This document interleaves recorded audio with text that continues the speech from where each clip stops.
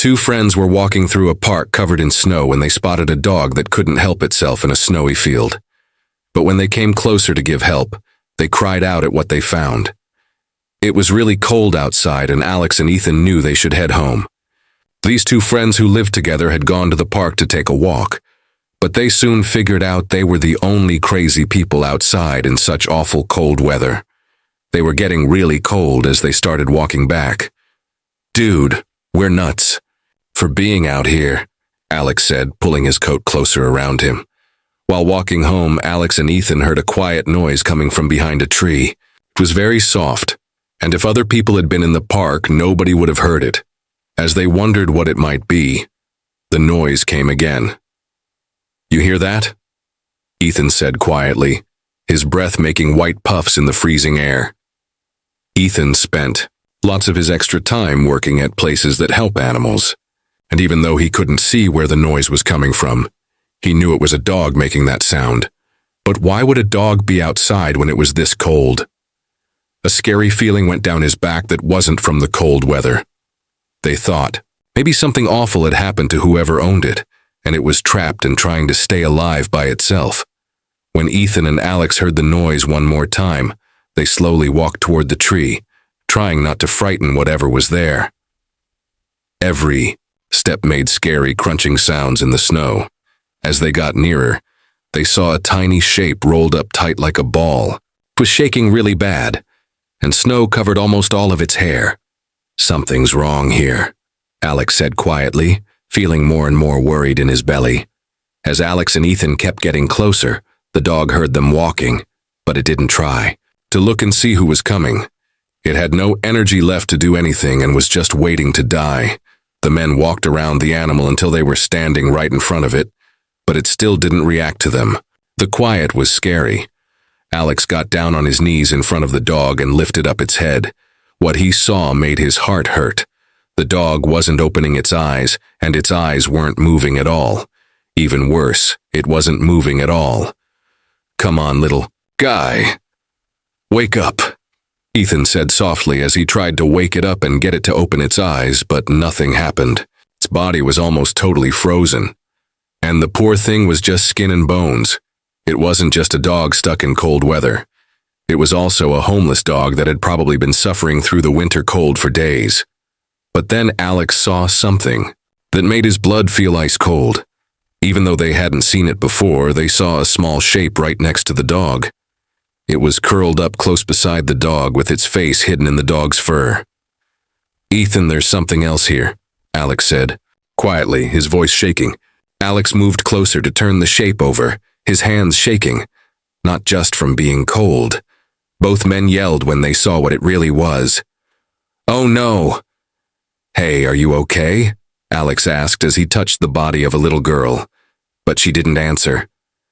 Her skin was as white as the snow around her, and for a scary moment they thought they were too late. Alex quickly took off his scarf and put it around her, then picked her up carefully in his arms. Ethan did the same thing and picked up the dog in his arms. It was heavy and totally limp. The girl's body was terribly cold and she was unconscious and had no idea what was going on. She couldn't be older than 10 years old. "We need to get help right now," Alex said with panic, fear getting into his voice. Alex and Ethan wondered if there was anything they could do, but neither of them knew much about taking care of sick people. They knew that both the dog and the girl needed help right away, and if that was going to happen, they needed to go separate ways. Alex quickly called for emergency help, and Ethan started calling all the animal doctors he knew. At this time of year, most of the vets were still closed for the holidays, and there weren't many animal shelters open right now, but they had to try. "Please, somebody has to be open," Ethan said desperately as he called number after number. In 30 minutes, the ambulance came and Alex went with it to the hospital, telling the girl to hang on. "Stay with us, sweetie. You're going to be okay," Alex whispered to the girl who couldn't wake up, though he wasn't sure he believed what he was saying. Ethan decided to try one more time and called a group that helps pets that he had heard about. Luckily, someone was still in the office to answer his call, and Ethan quickly gave the address and explained what was happening. When he finished, The worker thanked him for finding the dog in time and asked if he could bring it to the shelter. "Thank goodness you found her when you did," the worker said. "Can you get to our shelter?" When he got there, the animal doctor was already there and ready to help the dog. It had a few small cuts, but other than that, it was going to live despite the terrible weather. Alex had already gotten to the hospital with the little girl, and she was quickly rushed into one of the hospital rooms. She was wearing thin gloves, a winter coat, and boots, but being outside in the cold for so long had made her body almost stiff. She didn't respond to anything, and her face was pale, showing how long she had been out in the cold. The medical team worked really fast and hard. Her body temperature was close to 25 degrees C, 10 degrees below the normal temperature of a healthy person, and her heart was beating only once every few seconds. The nurses and doctors right away started working to bring her body temperature back to normal. They got heated blankets to warm her up. She was connected to a breathing machine, and it was confirmed that her kidneys, liver, intestines, and lungs were still working normally. "Is she going to make it?" Alex asked a nurse, his voice barely louder than a whisper. The doctors also used special equipment to help pump blood throughout her body to keep her important organs warm. The nurses took off her wet clothes and put fresh, warm clothes on her.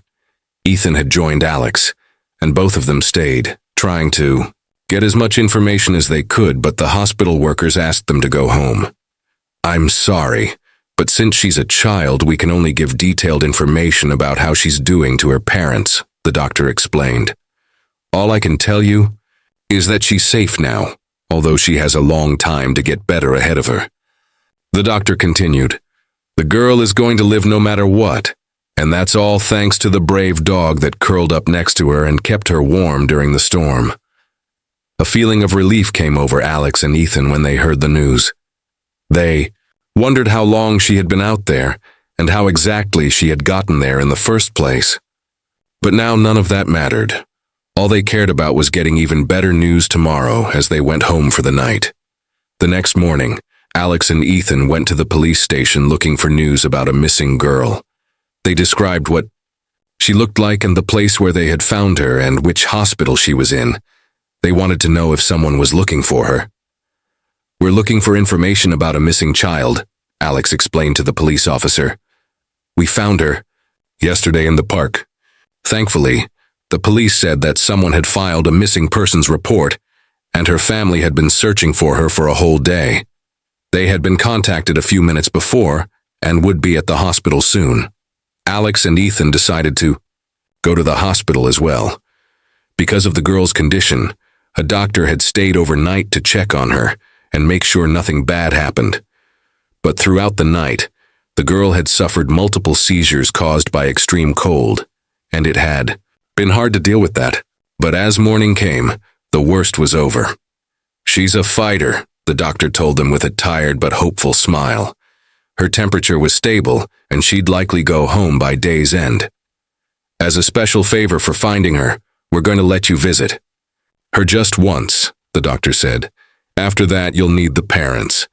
Alex and Ethan stepped quietly into the hospital room, surprised to see the little girl awake. She looked around, clearly confused, and tried weakly to sit up. "Hey there, take it easy," Alex said gently. But the girl's eyes quickly filled with fear when she saw two strangers. The nurse noticed right away and called for the doctor. The boys were asked to wait outside.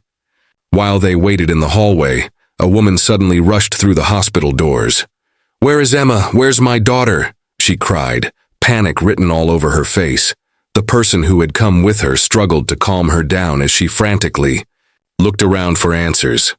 One of the hospital workers took the woman away to where her daughter was, and when the worker returned, Ethan walked over and asked, "Sorry, but what's happening?"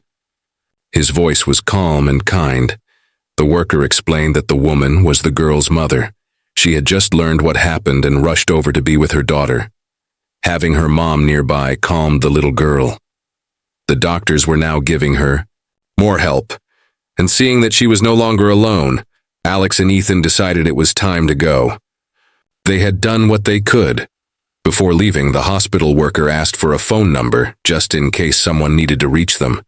Then, The two friends quietly made their way back home. 2 days later, they received a surprise phone call. It was from the girl's mother asking to meet and thank them in person.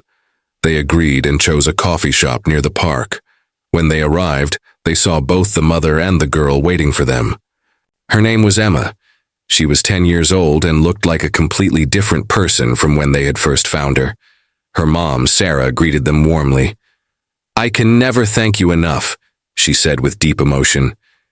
"You saved my little girl's life." Sarah then told them what had happened. Emma had gotten lost while walking home from school during a terrible snowstorm. Snow had piled up nearly 2 feet high, covering buildings and streets and making it hard to see anything. "I was so scared," Emma said softly. "I couldn't tell where I was going." She had tried to find shelter, hoping the snow would stop. But instead, she unknowingly walked farther away from home. The longer she stayed outside, the colder she got. Eventually, her legs gave out and she collapsed into the snow. The next thing she remembered was waking up in a hospital room, surrounded by warm lights and kind faces. Sarah said she had searched everywhere, but the heavy snow had hidden any trace of where Emma had gone. Even the security cameras were useless in that kind of weather. "I was terrified," Sarah admitted, her voice trembling. Then she turned to Alex and Ethan. She wanted to know everything. They told her how they had found Emma in the park and about the dog that had curled up with her. If it weren't for that dog, they didn't know if Emma would have made it. The dog was still being treated at the animal clinic, and while she was recovering, she still needed a new home. "That dog is a hero," Alex said. "She saved Emma." Sarah's face grew serious as she looked at her daughter. "There's something we need to tell you," she said slowly. Alex and Ethan leaned in, sensing how important this was. "Tell them what you told me," Sarah encouraged. Emma took a deep breath. "The dog, she wasn't just keeping me warm, she was trying to show me something. She kept looking toward the trees and whining like she wanted me to follow her." "What do you mean?" Ethan asked gently. "When I was getting really sleepy and couldn't feel anything, she started digging in the snow beside me. She pulled something out, then laid back down next to me." Sarah opened her bag and pulled out a small old dog collar. The name tag was scratched but still readable. "This was buried in the snow. The dog had dug it up," she explained. Alex took the collar and read the name, Bella, along with a faded phone number. "We called the number," Sarah continued. An older man answered. His name was Mr. Peterson. Bella had run away during a storm about 3 weeks ago, and he'd been searching for her ever since. Emma added in a hushed voice. "He told us Bella used to be a search and rescue dog before she retired. She was trained to find people lost in the snow." The table fell silent as they all realized what this meant. "You mean," Alex began. Sarah nodded. "Bella wasn't just a stray. She was trying to help someone. And when she found Emma," Ethan said, "she stayed instead of leaving, to find help for herself." Emma's eyes sparkled with tears. "She gave up her own rescue to keep me alive." Sarah wiped a tear from her cheek. Mr. Peterson came to visit Emma in the hospital. He said Bella had always been special, but what she did that night, it was more than even he expected. "What happened to Bella?" Alex asked quietly. Emma smiled through her tears. "Mr. Peterson said he's getting too old to care for her properly. He asked if we wanted to adopt her because she chose to save me. He said it felt meant to be." "So Bella's living with you now?" Ethan asked. Emma nodded proudly. "Yes, and we kept her name the same. Mr. Peterson visits every week and she gets so excited when she sees him.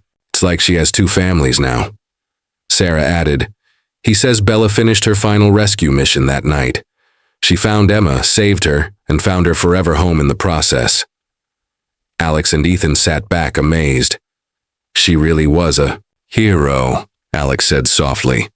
Emma reached across the table and held both their hands. "You were heroes too. You, Bella, Mr. Peterson, everyone helped save me." Before they left, Sarah handed them a photo. It showed Emma sitting in their snowy backyard with Bella lying beside her, both of them looking healthy and happy. In the background, Mr. Peterson watched with a warm smile on his face. "This is our family now," Sarah said. "All of us, brought together by one amazing dog who understood that sometimes the greatest rescue is staying with someone instead of finding your own way out." As they walked back through the same park where everything began, Alex and Ethan felt like they had witnessed something truly incredible. A story of courage, love, and the unexpected power of connection that can change lives forever. Would you have stopped to help someone, even if it was hard? Let us know what you think. Helping someone in need, even when it's difficult, can change everything. Thanks for listening. See you in the next story.